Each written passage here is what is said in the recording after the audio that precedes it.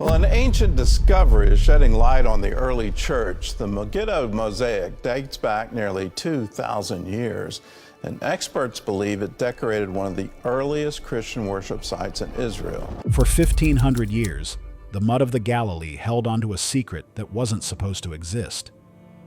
Historians thought every word Jesus spoke to his disciples was already written in ink, locked inside the Bible forever. But they were wrong. On the northern shore of the Sea of Galilee, a team of archaeologists just pulled back layers of wet earth to reveal a message that has been hidden since the Byzantine Empire.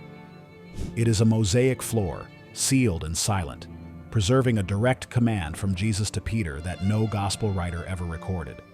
And the words don't just change history, they might rewrite the entire foundation of the Christian faith. Beneath the slime. Local legends are stubborn things. For generations, fishermen in the area told stories about carved stones that would peek out of the water during droughts. They whispered about a great house buried in the mud. So, a new team of archaeologists decided to take the risk. They weren't looking for gold or jewels. They were looking for a town that the Bible mentions more than almost any other, yet one that had completely vanished from the face of the earth. The dig started in the brutal heat of summer. The air was thick with the smell of wet earth and decaying plants. It wasn't glamorous. It was a slog. The team had to use pumps to keep the lake water from flooding their trenches. Every time they dug down a foot, the water tried to reclaim the hole. It was like the land itself was trying to keep a secret. For the first few weeks, it looked like the skeptics were right. They found plenty of mud, some scattered Roman pottery, and a whole lot of nothing. Morale was getting low. But then, a volunteer's trowel hit something that made a different sound. It wasn't the dull thud of packed dirt. It was the sharp clink of metal hitting stone. They cleared the area by hand, scraping away layers of gray silt. Slowly, a line appeared, then a corner, then a wall. It wasn't just a pile of rocks, it was a structure with perfect 90-degree angles. As they widened the hole, the sheer size of the thing became obvious. This wasn't a fisherman's hut. It was huge. The walls were thick, built to last forever. As they went deeper, they found the distinct curve of an apse, the semicircular area where the altar sits in a church. But this wasn't just any church. The layout was grand, complex, and incredibly old. And get this, the location was exactly where ancient pilgrims said the house of Peter stood. For years, historians laughed at the idea. They said the pilgrims were just tourists who got lost. They said the real site was miles away on a dry hill, but the mud at El-Araj was telling a different story. As the team washed away the grime of 15 centuries, colors began to emerge from the floor. Reds, blues, yellows. A mosaic. The preservation was shocking. The mud, which everyone thought would destroy the ruins, had actually sealed them like a time capsule. It protected the floor from looters, from weather, and from the boots of marching armies. But the real shock wasn't the building. It was what they found tangled in the geometric patterns of the floor. It was a message, a text that seemed to be speaking directly to them from the year 500. The crazy part is, this was just the outer layer of the puzzle. As they cleaned the tiles, they realized this church wasn't built on empty ground. It was built on top of something else, something much older. And that bottom layer held the key to a mystery that has frustrated scholars for 2,000 years. The discovery was about to get a whole lot darker. Capital of the Apostles. To understand why this mosaic matters, you have to understand where it was found. This isn't Jerusalem or Nazareth. This is Bethsaida. If you know your Bible, that name should ring a bell. It was the hometown of Peter, Andrew, and Philip. It was the place where Jesus healed a blind man and fed the 5,000. It was essentially the headquarters of the apostolic mission. But here is the deal. Bethsaida is famous for one other thing. It is one of the 3 cities that Jesus actually cursed. In the Gospel of Matthew, Jesus looks at Bethsaida and says, "Woe to you." He condemned the city because despite all the miracles he performed there, the people didn't change their ways. He predicted that it would be brought down to Hades. And historically, that is kind of what happened. By the 4th century, Bethsaida was a ghost town. It fell off the maps. Roman historians stopped mentioning it. It was as if the earth opened up and swallowed it whole. For nearly 2,000 years, nobody could agree on where it was. Two main sites fought for the title. One was a place called Et-Tel, a rocky mound way up in the hills. It had great ruins, but it was too far from the water to be a fishing village. The other candidate was El-Araj, the swampy spot where our team was digging. The debate was fierce. Careers were built on proving one site was the real deal, but the discovery of this church changed the game completely. As the archaeologists dug beneath the Byzantine floor, they hit a layer of demolition. Beneath the church, there were Roman-era houses, and not just any houses. These were the homes of fishermen. They found lead weights for nets, fishing hooks, and coins from the 1st century. This was the smoking gun.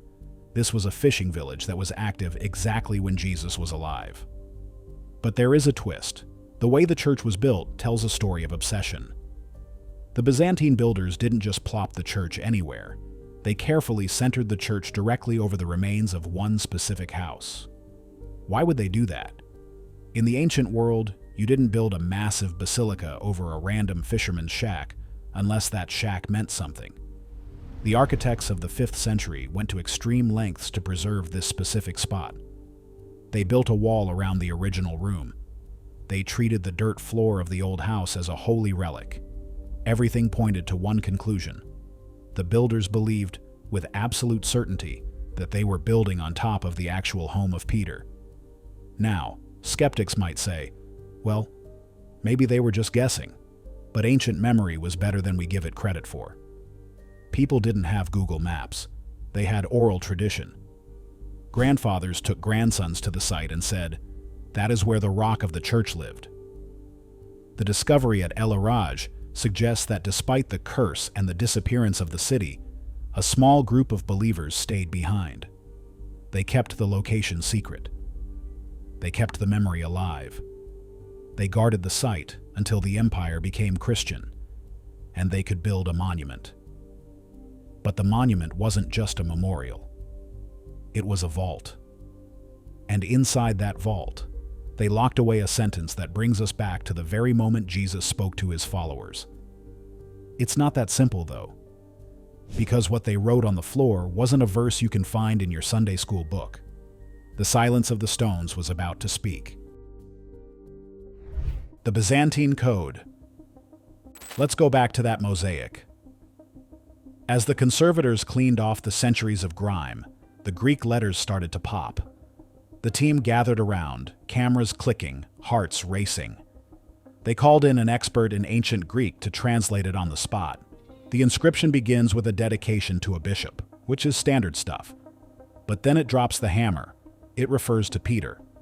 But it doesn't just call him Peter. It calls him the chief and commander of the heavenly apostles. Now that is a loaded title. In the world of theology, words matter. The specific Greek words used here are powerful. They suggest a hierarchy. They suggest that as early as the 5th century, right here in the boondocks of Galilee, people viewed Peter not just as a disciple, but as the supreme leader. This plays right into the biggest argument in Christian history, the authority of the Pope. The Catholic Church bases its authority on the idea that Peter was the first pope, the rock on which the church was built. Protestant traditions often argue that Peter was just a leader among equals. But here, buried in the mud of Peter's own hometown, is a text that supports the supreme commander theory. It shows that the local Christians, the people who lived where Peter lived, saw him as the boss. And get this, the inscription also mentions him as the key bearer. This refers to the famous verse where Jesus gives Peter the keys to the kingdom of heaven. But the Mosaic doesn't stop at the standard verse. This is where things get wild. The team noticed that the inscription wasn't just a block of text. It was surrounded by a medallion, a circular border.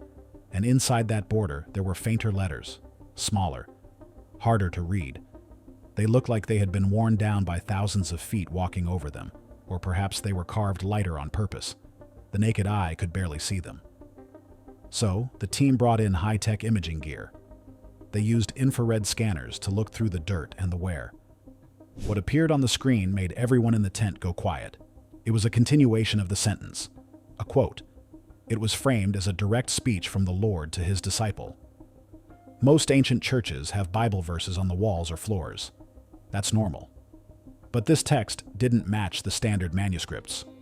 It was a variation, a riff. Or maybe it was the original version that got edited out later. The atmosphere on the dig site shifted. They weren't just looking at art anymore.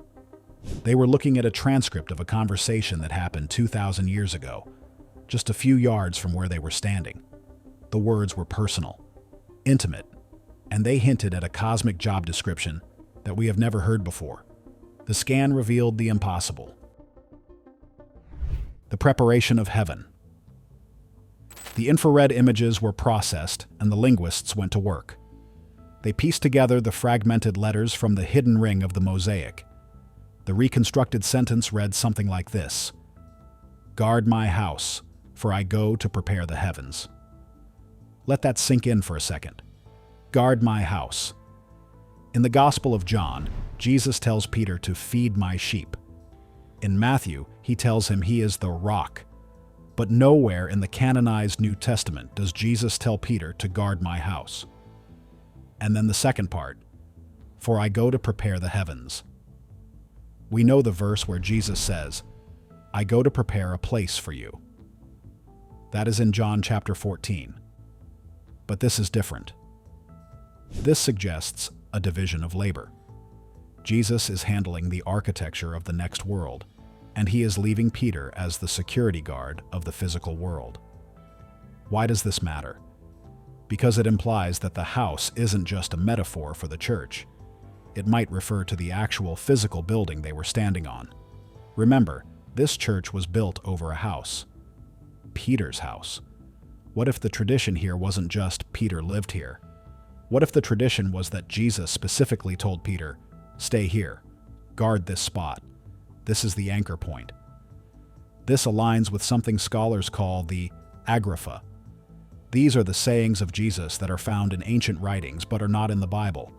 There are dozens of them. Some are weird, some are profound. But finding one carved into the floor of a major pilgrimage site gives it a huge amount of credibility. It suggests that the people of Bethsaida remembered something the gospel writers skipped. The phrase, "guard my house," changes the vibe of Peter's role. It makes him a protector, a sentinel. It's less about administration and more about defense. Defense against what? Well, that is where the speculation starts. But historically, early Christians believed that holy sites were battlegrounds. They believed that demons hated these spots. By telling Peter to guard the house, Jesus might have been assigning him a spiritual duty that went far beyond preaching. The discovery also bridges the gap between the man and the myth. It grounds the story. It turns the keys of heaven into something tangible. You need keys to guard a house. Basically, this mosaic suggests that the early church viewed this location, this specific patch of mud in Galilee, as the embassy of heaven on earth. And Peter was the ambassador who was told to hold the fort until the boss came back. But there's another layer to this, a layer that touches on the mystical. Preparing the heavens. What does that actually mean? It sounds like construction work. It implies that heaven wasn't finished yet. It implies that while Peter was holding the line on earth, Christ was actively building the next stage of reality. It's a dynamic, active view of the afterlife that we don't often hear about in Sunday sermons. The team knew they had something explosive. They had a sentence that bridged the gap between earth and sky, between history and theology. But there is always a wilder theory. The final piece of the puzzle isn't on the ground. It is in the stars. The final secret. If we take this inscription literally, "Guard my house, for I go to prepare the heavens," we are forced to confront a terrifyingly specific possibility. We have to ask, why here? Why this specific coordinate on the planet? Why did the preparation of the heavens require a physical location on Earth to be guarded? There is a theory, whispered among fringe researchers and theologians who look past the standard curriculum, that certain spots on Earth act as anchors. As above, so below. It's an ancient Hermetic idea that the physical world is a mirror of the spiritual world, but it might be more literal than we ever dared to imagine. It suggests that the geography of Earth isn't just dirt and water, it's a circuit board. And some points on that board are connection nodes. If Jesus told Peter to guard the house while he went away to fix up the heavens, could it be that Bethsaida was seen as a connection point, a portal, a literal bridge between densities? Think about the data we have. This isn't just some random fishing village. This is the epicenter of the impossible. This is where the blind saw. This is where the hungry were fed from nothing, a direct violation of the laws of conservation of mass. This is where Jesus walked on water, defying gravity itself. If you look at this through a sci-fi lens rather than just a religious one, a pattern emerges. The laws of physics were thin here. The veil between the worlds was flimsy. It was a place where the code of reality could be rewritten on the fly. Maybe guarding the house wasn't about watching a building or a congregation. Maybe it was about guarding the breach, keeping the gateway secure. This ties uncomfortably well into the Gnostic texts, the ancient, esoteric writings that the early church rejected and burned. Many of them talk about guardians and gatekeepers of the celestial realms, entities charged with watching the thresholds between light and matter. This mosaic found at El-Araj might be a leftover fragment of that more mystical, supernatural version of Christianity. This is the version that eventually got polished over by Rome, sanitized into a safe hierarchy of bishops and popes, while the wild cosmic truth was buried under concrete and dogma. The discovery at El-Araj forces us to look at the apostles in a completely different light, not just as preachers in robes, but as operators in a cosmic system. Peter wasn't just a fisherman who got a promotion to management. He was the designated survivor. He was the sentinel. He was the one left holding the keys, not just metaphorically to a kingdom, but literally to a portal, while the master architect went to work on the other side. It's a staggering thought. It implies that the ascension wasn't just floating away. It was a transit event, and someone had to lock the door behind it. And here is the kicker, the detail that makes the hair on your arms stand up. The church they found?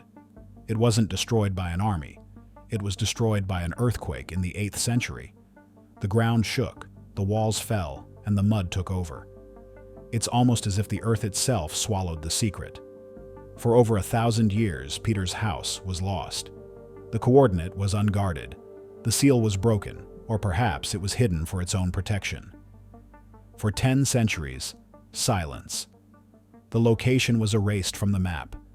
But now, we have found it again. The water of the Sea of Galilee receded just enough. The technology of our ground-penetrating radar advanced just enough. It feels like the timing isn't accidental. It feels orchestrated. We are digging up these specific instructions right when the world feels more chaotic than ever. We are uncovering the Guardian's order at a moment in history where the very fabric of our reality feels stretched.